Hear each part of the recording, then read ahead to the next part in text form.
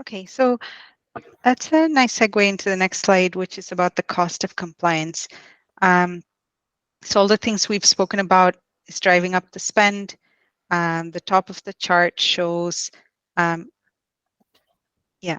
I moved on right now. Sorry, didn't move Yeah, earlier. right. Yep. Shows internal and external factors driving up the spend. Interestingly, one of the top internal drivers is the need to invest in new technologies. And at the bottom, you can see that banks with more than 10 billion in assets spend more on compliance, with each firm spending about 18 million per year. And banks in some countries like Japan and Australia, for instance, spend more than banks in Philippines and Malaysia. So some interesting dynamics there for us to consider when we look at which markets and what type of banks we should be targeting. And to your point as well, one of the things that we've been looking at is potentially the mid-market, the second-tier banks in some of these countries. Like in India, there are a lot of non-banking financial companies that are operating in rural and suburban parts of India, working with smaller corporations, smaller kind of business SMEs, and micro kind of lending activities. Maybe there's a play to be had there because it's still very paper intensive, manual processes. It's not as disrupted as the bigger banks. Yep. Okay. Then next slide. So the previous slide spoke to the overall compliance spend per firm, and this is a slide that demonstrates the spend per KYC or CDD case that's processed. And so the average corporate customer spends about 300 per case. I'm not sure how is this a global number? Is this an APAC specific number? And then the retail customer spends about $12 per case. We have a customer example where the current spend is about 200 per case.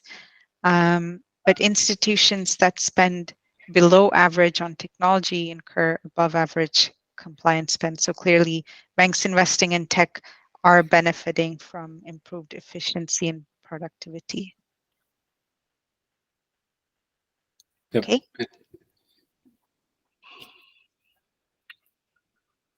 Cool. Actually, if I could interject Yes. again, you asked us to take the market sizing out of the proposal, but it looks like you're still interested in understanding sort of likely priority segments.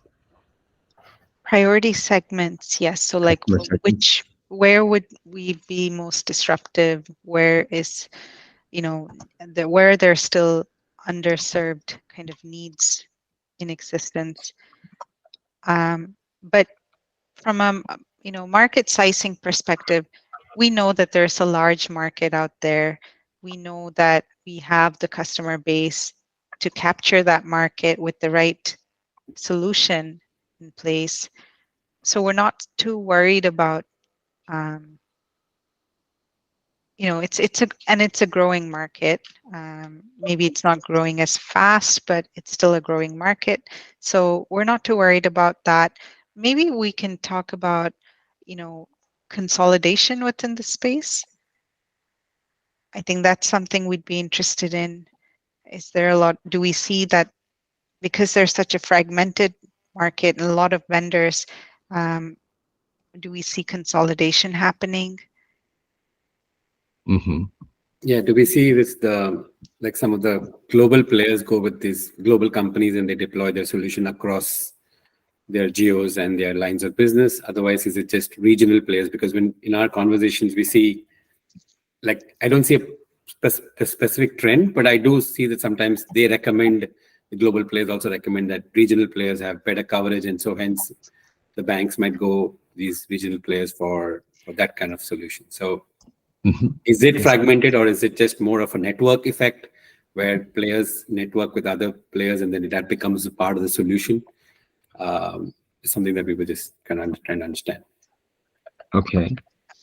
We see a lot of partners also using partners. Like it seems like a very closely knit ecosystem. Nobody does everything on their own. They're all working through partnerships. So it's very much a co-opetition space. Yes, I think so. And I think there's also commodification in especially the digital KYC space, digital onboarding anyway, in particular. But the KYC risk profiling, I think, still adds a lot of value and is still competitive. Okay.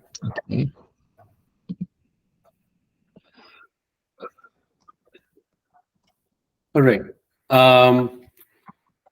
Moving on, I'll just cover off some of the market trends. I think this is something that we've been discussing as in this discussion. What we've been seeing is how, like, basically the solutions are kind of evolving in today's market. As we know, as before digital transformation started, and this was still a kind of new solution. It was all manual. There's a lot of manual work being done in terms of KYC checks. Then we started moving towards a more basic digital intervention where we have all the RPA kind of solutions. All the tasks were more just simply automated, freeing up some bandwidth for some of the back office users. And then, as we've seen in the last few years, AI and blockchain, a lot of new technologies coming in, creeping into the market in terms of adding value in terms of how these banks move towards more digitally enabled solution, adding more security layers, adding more automation with these low code and no code kind of tools. So that's where we're seeing one of the biggest trends in the KYC market. And I think some things that we want to discuss is how is this moving forward? Like, what does it look like in the next 5 to 7 years? Where's the market moving in terms of the innovation, in terms of how data is stored and those kind of things? We're very keen to kind of understand what that kind of looks like.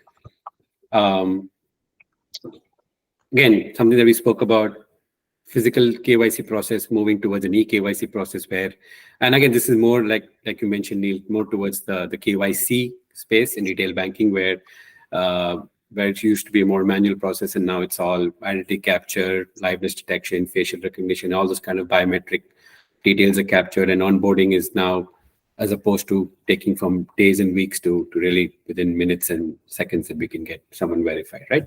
So there is that movement that we have noticed, and we think it's where we're going to go, but something to just call out.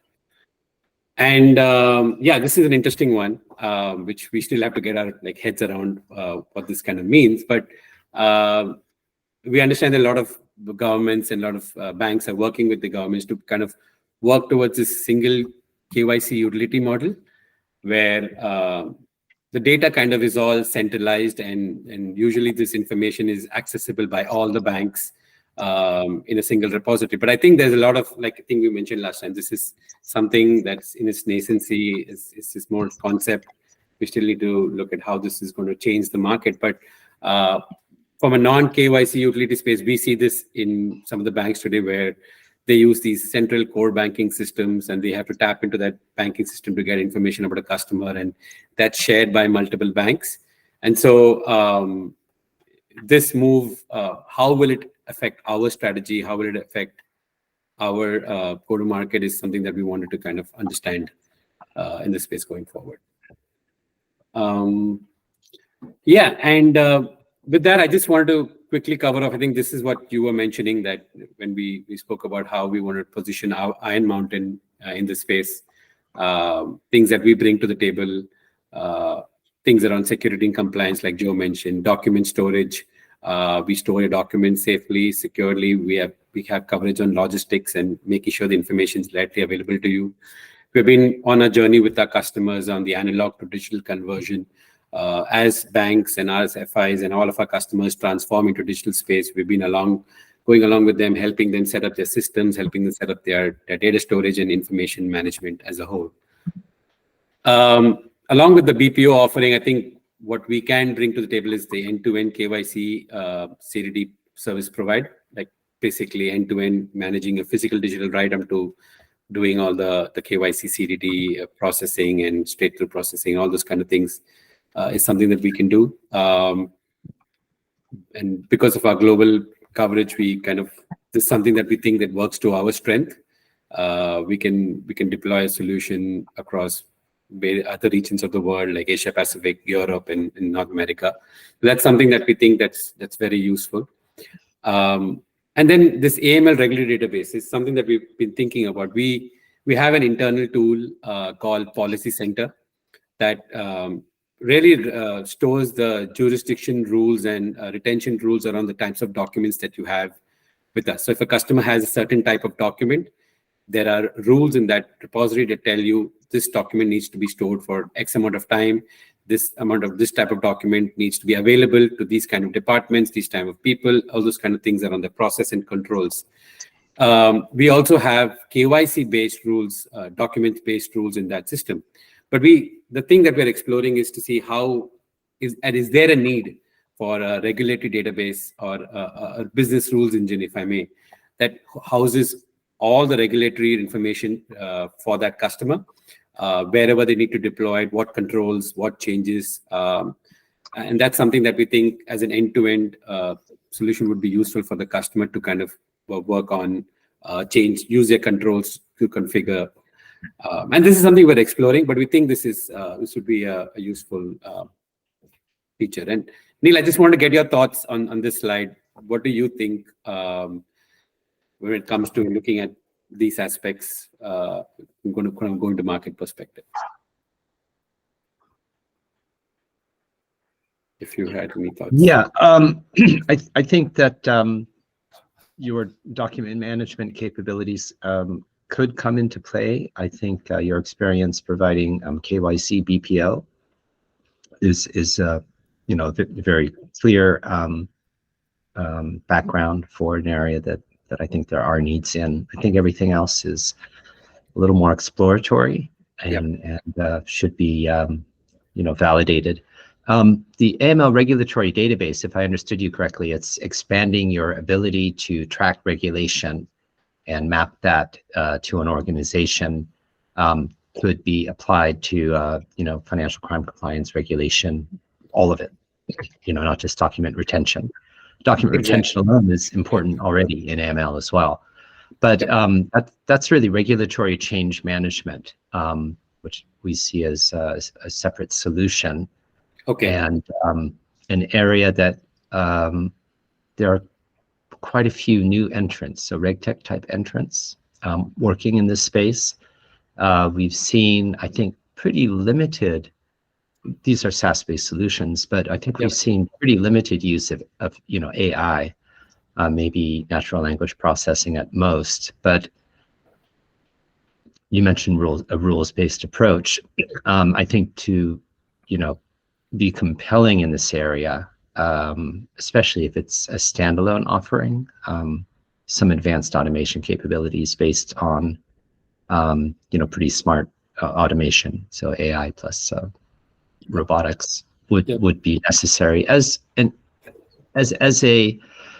extra that could make your solution more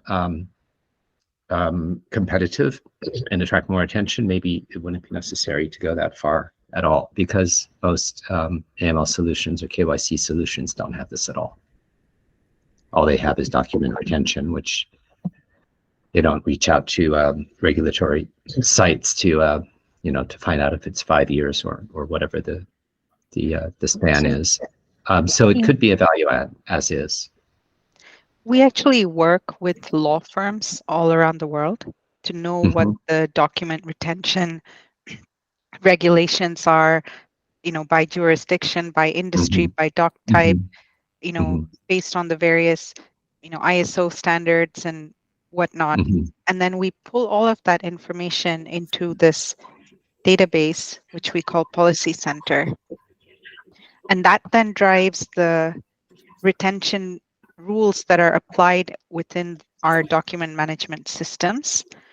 So we know, when somebody uploads a document and it's an invoice, how long it needs to be retained for. And once that retention period is over, it will prompt the user to, delete or carry out some other action.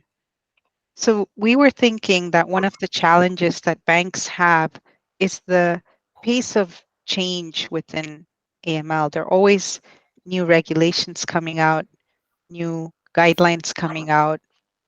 And how do they then manage all of that change and implement that change firm-wide?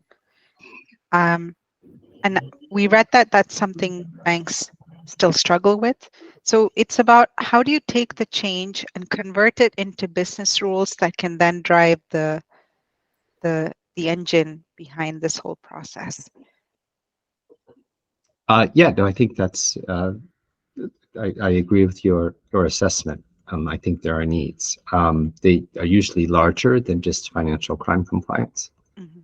And you might be looking at, entering the regulatory change management space or the policy space. Right. Okay. Yeah. And Okay. are there any sort of players in that area who are very prominent that we could look at? Yes, probably the most prominent one is Refinitiv, Refinitiv, now yeah. part of Yep. LSEG. And there are a number of new RegTech entrants. Okay. Okay. Yeah, Refinitiv is one of those sources of data, right? They're also one of those companies that actually have a lot of the information stored. A lot of companies tap into Refinitiv, I guess. Yeah, although they approached it by acquiring a firm that had developed a Okay. fairly modern solution. So I see it as more of a process automation issue. And it might not necessarily require a global network of lawyers, so legal firms.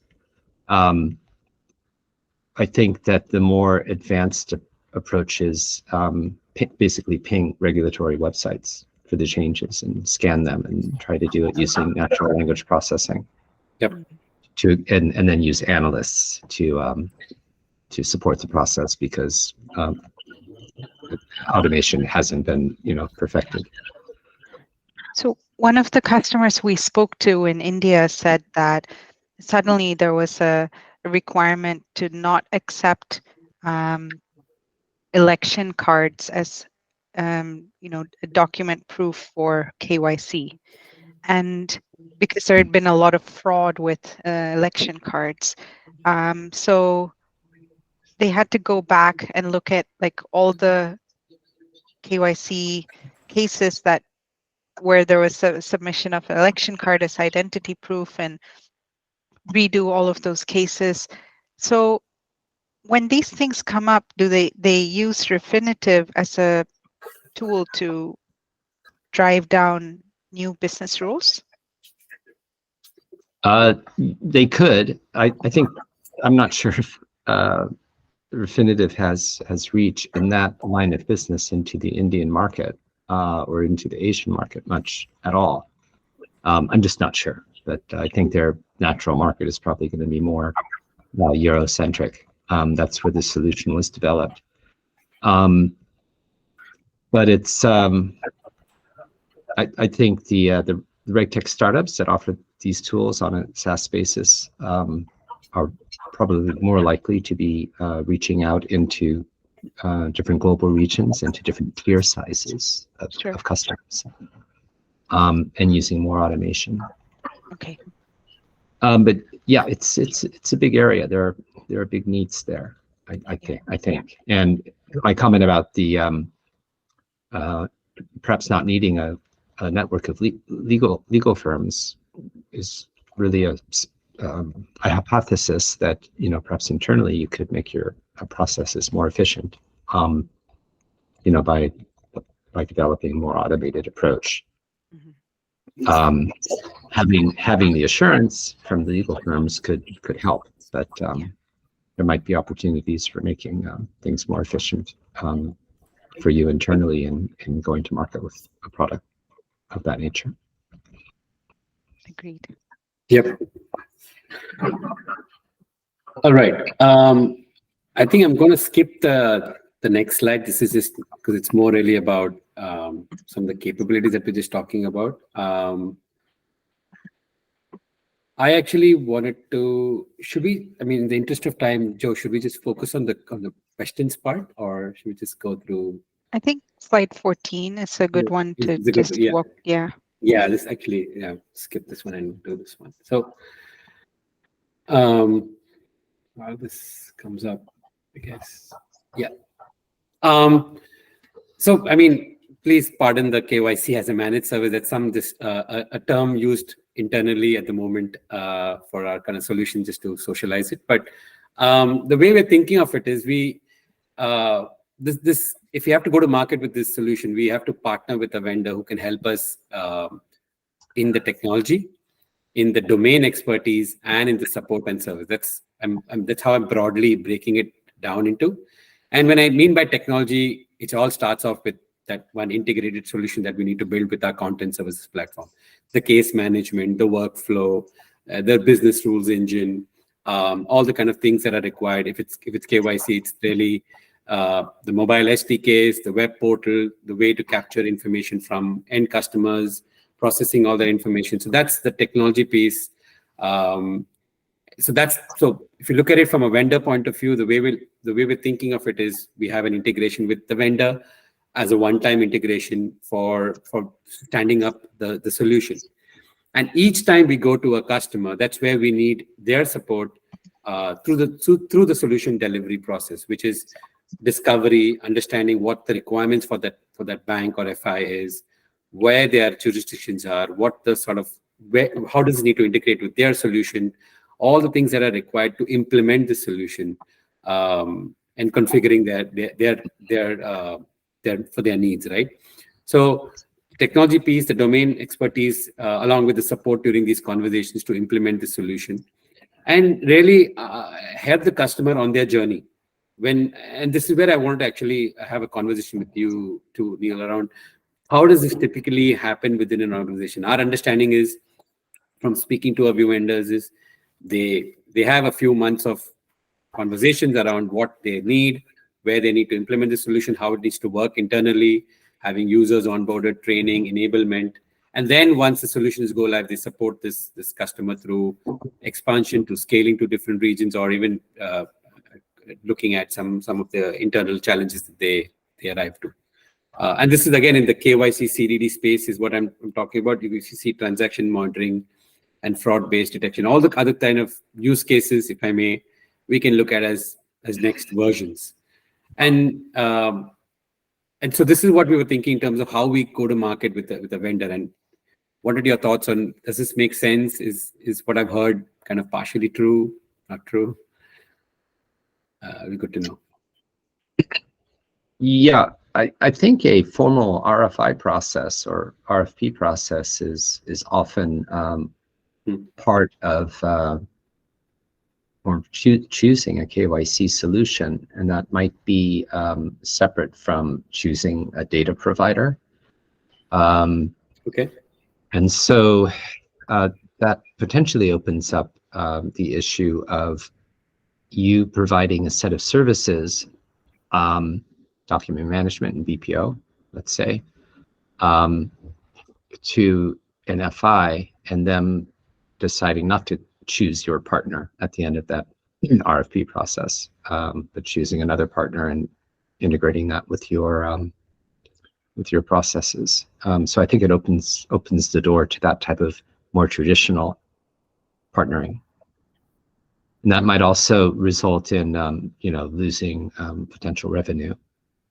So perhaps coupling the solution more closely to your offering, and then going to market with an integrated solution, so that if an FI wants to choose you, they have no choice but to take your partner, as it were. That's another, I think, more natural approach. Now, which one would end up being more successful is very hard to say. But I think that FIs, larger FIs anyway, are likely to go with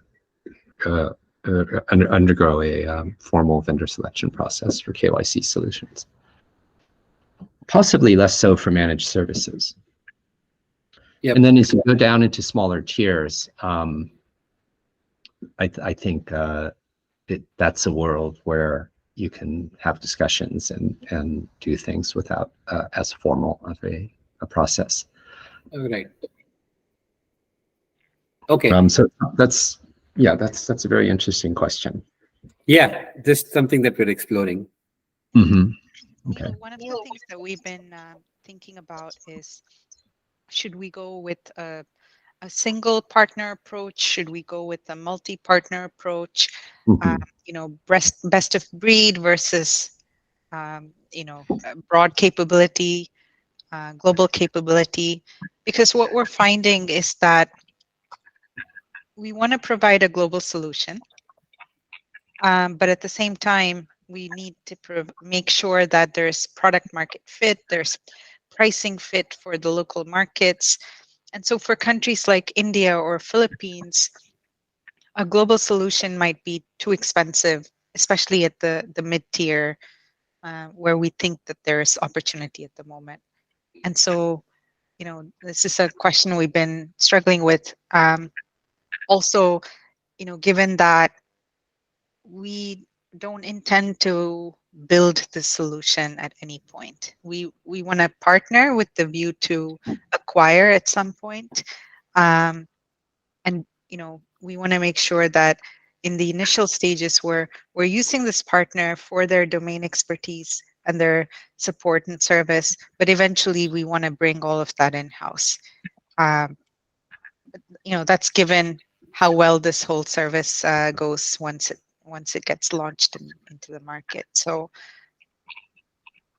we're thinking about what our partnering strategy should be, and would really love to hear your thoughts on who's out there who has, the breadth and the depth that we're looking for in this.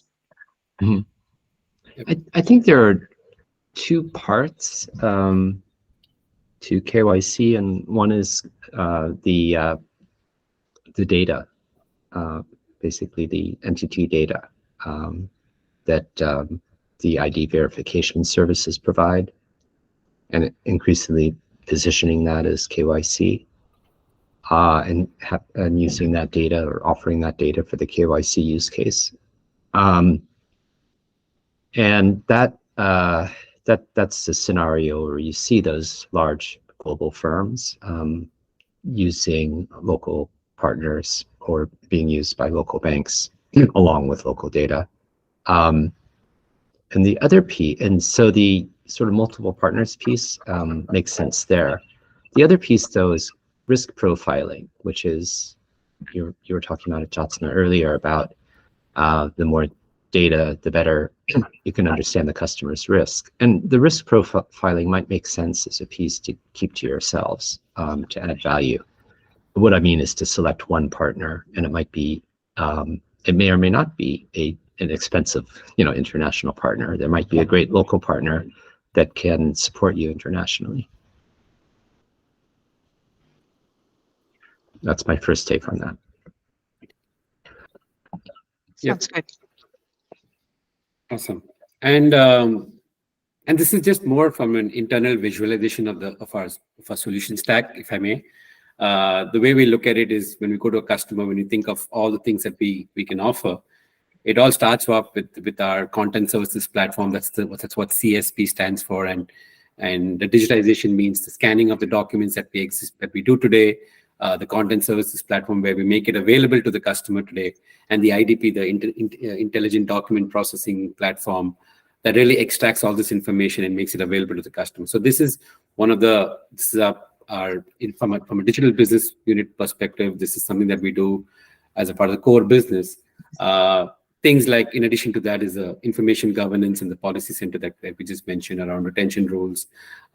We have our own mail room, and we think that could be a good value add, along with the BPO, where we completely manage all the applications coming in, perform any customer outreach as a part of this offering, make sure that all communications are handled via hand mountain. And again, as a part of the BPO offering, we do the manual verification, the due diligence where required. And as part of the solution stack, the automated KYC onboarding, the straight-through processing, ID verifications, screening would be through a vendor. that kind of forms the complete solution stack for this managed service. So, but this is what we're thinking of putting together as a solution when we go to a customer, because from the end-to-end perspective that I was talking about, and that's where we want to focus on having a vendor who can take care of this piece across the board in terms of technology, domain expertise, and service, and then we can use our strengths when we go to market around BPO and mailroom and those kind of things. So hopefully this kind of summarizes the way we're thinking of it. Okay, great. Yeah. The digital mailroom sounds very useful because customer outreach is a big part of it, especially for those corporate accounts. Yeah, exactly. I thought I read about that quite often, that customer outreach is a significant part of the service that's required. So yeah, it's something to think about. Yeah. It could also be leveraged for, transaction monitoring and, the entire AML value chain, because when red flags go up around valued customers, then you need to reach out and see what's happening. Are they really a bad entity, or is it something that your customer can explain? That's great. And that's something that you don't usually see in any AML solution. Yep. Awesome.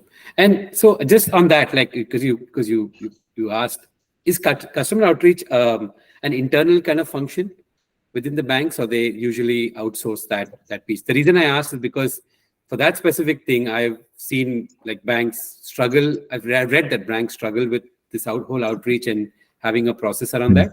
But I'm not sure, is it a real struggle? Is it just some article that I came across? So wanted your thoughts around.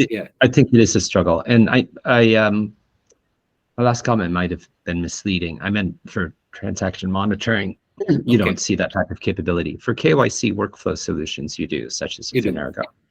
And I think it would be an area of exploration to see how whether that's included in KYC outsourcing. I think it is. Neil, some of the questions that I have on this slide is really how digitized are banks already? How many paper-based applications do they even receive nowadays? So that's still a significant portion. It might vary by type of bank or by region, country, etc. But that's something we're trying to understand.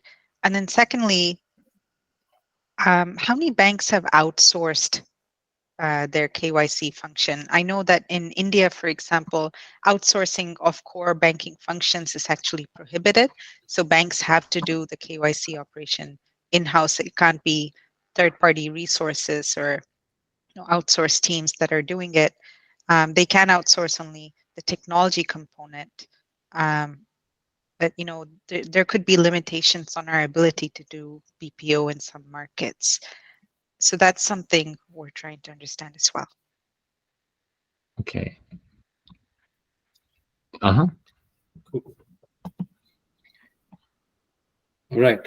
I know we have 9 minutes left. So I think something that we have covered off in our conversations. These are some of the verticals that we think we can think of focusing on in the near term.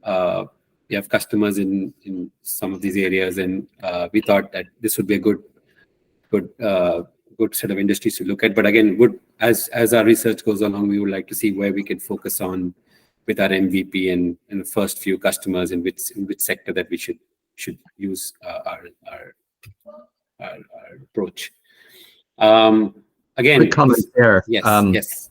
Some growing industries are crypto exchanges and other cryptocurrency businesses, which maybe you don't want to touch with a 10-foot pole, but maybe you do. And gaming. Those gaming, yes. In fact, but again, their sensitivities was starting there probably, or possibly. And what about even think that in Australia, gambling is a big industry. Recently, the Crown Plaza was hit with a 450 million anti-money laundering charge, and then the gambling is a significant industry in Australia. So these are some of these industries that I haven't highlighted. But absolutely things that we can look at going forward. I mean, this is more of a slide that we put together for our teams to think about how we approach personas and people within the organization when we have these customer conversations, looking at who is it really responsible around the risk and compliance piece, starting with the CEOs and the CROs, which kind of departments from the institutional banking or digital banking part focus on buying the solution versus where they go for recommendations. But again, the end of the day, this is more something for our teams to say that, okay, the teams that we need to talk to internally to do discovery is the fraud, risk, and the compliance teams, who primarily are some of the economic buyers and influencers in establishing that solution. But again, Neil, to your point, just want to understand, is this a fair comment to think about in terms of the people who we need to focus on when it comes to purchasing or influencing a decision around KYC CDD? Yes. Yes, at first glance, absolutely. Yeah. Okay. Awesome. And yeah, I think as we go along, it'll be good to flush this out in terms of who we can speak to in these organizations. And yeah, these are just some sample personas I just left in there. But yeah, that's all. This is fine. So I guess this is the real where all the questions really start. And the way I've structured it, just so that for your understanding, is there was one broad question I had around where the market is, what the broad problem statement is that I wanted to cover off. But post that, in the next slides, I've segmented the questions that we're looking for in different areas. So what are some of the vendor differentiated solutions? What would be an Iron Mountain differentiator when we go to market? Something to think about. If we were going to do an RFP, this is something that we were thinking of.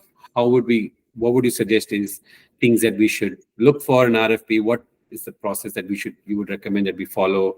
Aspects around that I wanted to talk about. And then the pricing and the buying process, again, something that we alluded to, who are the buyers? What do they typically spend? What is the buying cycle? How are these deals usually broken down? What's the process around that? So those things that we can cover off, it'll be helpful for us to think about how we package the solution and go to market with it. And then there's a catch-all that has a lot of other things that we wanted to cover off in terms of number of volumetric information, in terms of number of verification, which vendor leads this process, different countries and regulations. So I don't want to just skim over all these questions quickly. I thought you could review these questions and maybe we can tackle them piece by piece and really start documenting and understanding what it looks like. Thoughts? When I look at these questions, I think of it as an outline of some of the information and analysis that you would like to see in our study for you. Is that agreed? Accurate? Yes. Okay. Yes, that's accurate. Yeah, Joe. So I mean, I just wanted to make sure that how do we want to move forward? Is this good enough starting point? If you guys have any questions around, or in a follow-up, do we sample any demos for you around our content services platform? What are your thoughts on how we take this forward? Great. I think this is very comprehensive document. So I think this really gives us a great idea of what we need to investigate, and we will bring our own our own views to the study as well. I think we need to agree on the competitors to look at, and that could be a discussion. Maybe we need to devote another call to that. And then I think it would be a good idea to see a demonstration of your solution set. Probably a combination of PowerPoint overview of your product line, and then hopefully a web demo of what using some of the solution set looks like to a user. Maybe on that same call we could have a discussion around the competitors to look at for the competitive analysis portion. Yep. competitors slash partners. Right.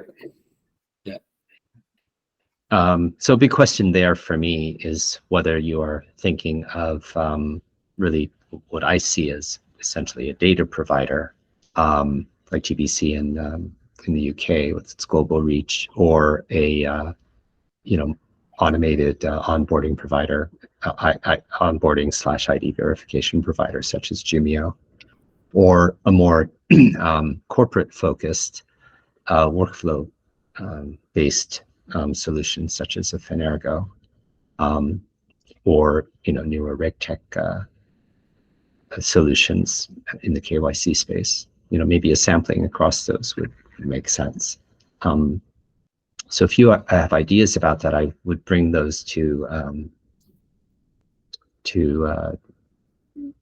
potentially the demo session call, and I think that would help us get started. From there, I think we could do a lot of work and then have an interim or more than one interim call to go over things as we're working through it. Does that sound all right? That sounds good. So we'll come back on when we can have this session, hopefully in the maybe towards later part of this week, Vinay, or maybe later part of this week, or just first thing next week if I just manage to get everything done by getting all the demo and the content ready for you guys this week. I will have it first thing next week. Yes, Dan. Monday and Tuesday next week are holidays here in the US for the 4th of July. So we could do later this week or back half of next week. Oh yes, of course. Okay, I will try to squeeze it in this week if I can, to be honest. But if we can have it first thing when you guys are back. All right, can do. And so, I mean, Neil, just to your point, like before we close off, is that at the moment, our understanding is that when you asked about we're looking at data providers, or we're looking at technology integration. So there's some things internally that we can do, which we will talk in the next session. But I think my understanding of the industry is that the companies and banks are really looking for higher verification rates. And that's one of their SLAs. If you can verify someone for me, that's great, right? And then that requires you to be well connected with your data sources. So I would think that would be a priority for us because we don't have any data source connections. So that would be first off. But then I would want to also look at which technology provider has the best data connectivity, if I may. What sort of integration do they have? And can they span across multiple regions, or are they more depth versus breadth? These are some of the considerations we will want to have as we go along. But at the moment, I wouldn't have an answer if a technology provider would be the better or a data provider. It's something that we need to look at. Does that make sense?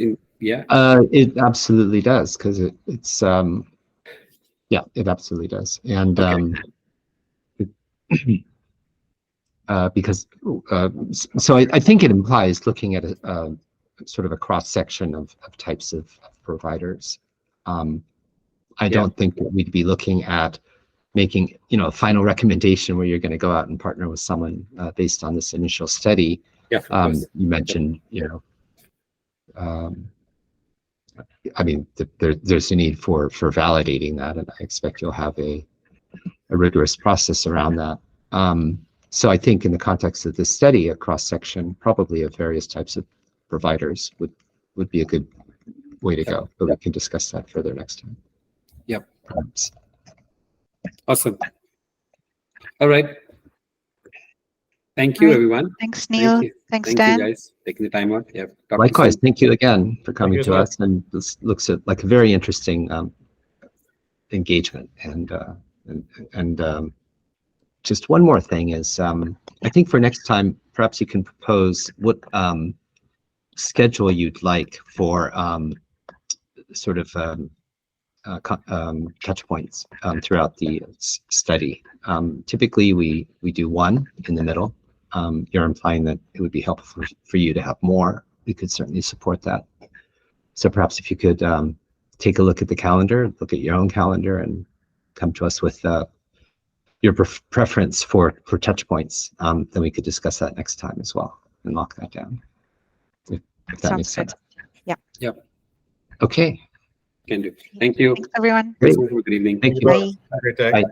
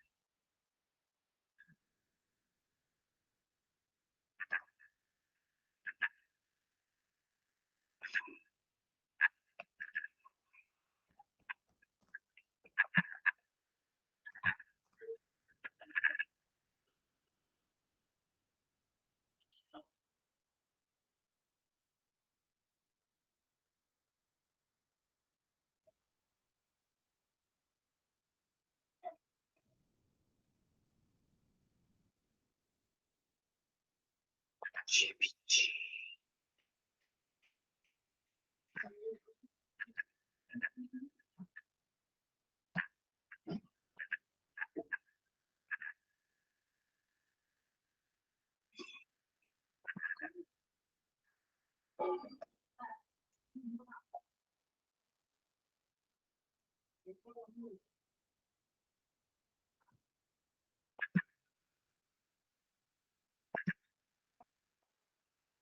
Hi, Neil.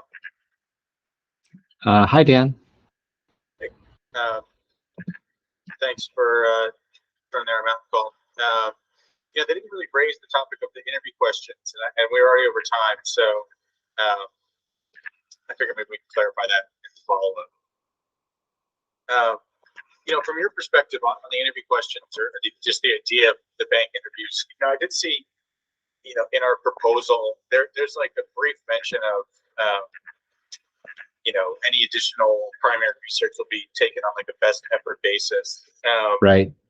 So I was wondering, like, is maybe like, because if we broach something like, hey, just curious, these discovery questions, we can think of them as facilitating into the research, but our project was scoped and priced on a time and effort basis. Conducting, several in-depth interviews with banks, would go beyond the scope we had discussed. However, like if they were able to tee up like 1 or 2 or 3 interviews, would that be something we could do as part of our existing scope? And I think beyond that would be additional work. Just curious how you think about it. Yeah, I think so. Really, frankly speaking, it could be helpful in delivering some of the, you know, insights and some of the issues they're looking for. At the same time, you know, Oliver Wyman has benchmarking information about around a lot of that.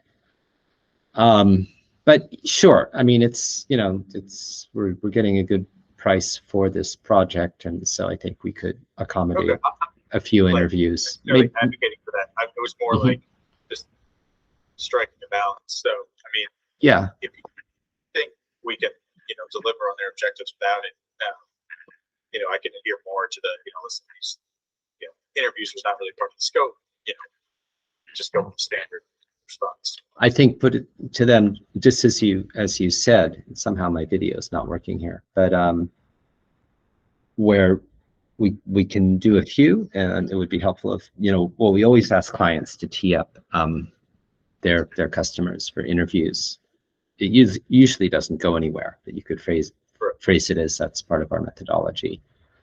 You know, just helps to have more people to reach out to, and that we could do a few to try and answer some of these areas or get insights into some of these areas. But we would, you know, if they want a more expansive study on, you know, the specific, I don't know how you put it, specific appetite for solutions, or if they want a more specific study, that could, you know, we'd be happy to do that as a additional work.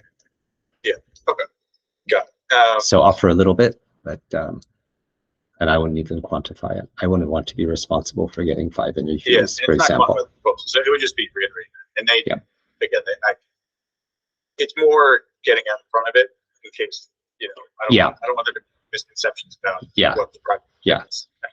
Because if you think of it, ServiceNow is originally priced, I think, around the same, and you know, that was interview based. But then again, it didn't have a lot of the you know, benchmarking and other competitive landscape and other information that they're asking for this study.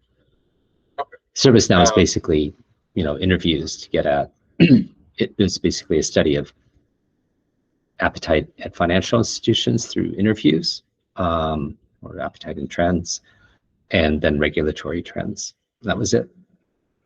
Whereas this study is really competitors plus regulatory trends, but a lot around tech trends.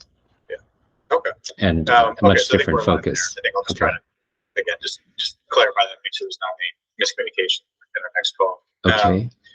And then the only other thing I did want to ask about is related to your potential Japan trip in the fall. So when I had an introductory call with Maya last week. It was great to meet her and speak with her. So I know you've been talking with her about potentially. Right. I think not potentially, you're definitely going to Japan in the fall, it's just a matter of when. And then there's the potential to have it align with some of the ServiceNow Japan work. So I think when I spoke to Aya, I think from her perspective, she said like the first 2 weeks of September would be best. I think because there are bank holidays in the second half of September in Japan. Now, the ServiceNow event in Japan is on Wednesday, September 13th. The issue, or one potential issue, is that is the week of our firm day in the United States in Chicago. So, you know, I didn't want to do anything. I don't know if you will most certainly be going to Chicago or what your decision making will be there, but I just don't know if you have any, you know, further thoughts on potential timing for your trip. Yeah, thanks. I have been thinking about that. I looked at the email flow and have been, looking forward to talking to you about it. I think I need to go to the firm day. I mean, I don't think that a small engagement of this nature is enough to override the firm day. So Fully agree. so I think the only answer is I'm not available. Okay. Okay, And so for that's, Aya, she was also talking about October in the past, and then I guess it would probably stay that way if she still thinks yeah. So thinks I that know second trip would be of prior value. week is, I guess, Labor Day, and yeah, I guess we're Japan and Chicago. So Yeah.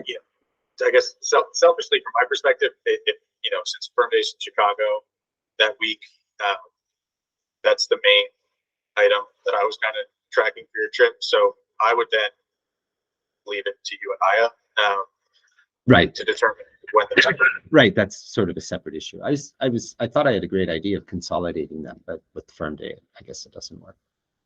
Yeah, it's one of those things. Yep. Okay. Okay. Glad you So agree. Or yeah, no. glad you think it'll be easy to tell the client. Well, so the only thing is, so we are contracted for the executive breakfast, Mhm. which I think we proposed that, without you actually being there locally in mind. So it's sort of back to the original plan of having Yanagawa-san support that. Mhm. Now, I guess I'll just have to go back to Yanagawa-san. I know he was a little, just, surprised when we asked him about the Japanese translation, and thankfully that ended up, working out with Lionbridge, the OW, the vendor that OW put us in touch with. So I'm just gonna have to reach out to Yanagawa-san, and hopefully mid-September is enough lead-in time to, that he's comfortable with. Ian and maybe yourself can brief him on the report and the findings to prepare him. But I guess that's just the immediate next step then, is to get him on board and prepare me. Didn't you mention it in the initial outreach to him for supporting this project, or did you just ask him about translation? It was probably mentioned. I think because the report translation was much more time sensitive, that's what we focused on. I seem to remember his response being, "What, you expect me to do this translation and then do this breakfast meeting? That's gonna take all this work." I think he just wants everyone to know how much work it's gonna take. Yeah, and Aya did, when I spoke with her, she didn't apologize on his behalf, but she said that he comes across as very direct in his emails. I think it's intentional. And then when you speak with him, it's more affable. And He's a very affable guy. Yeah. He had no, he didn't have any idea about the project. Right? So I can totally understand where he's coming from. And I regret that, from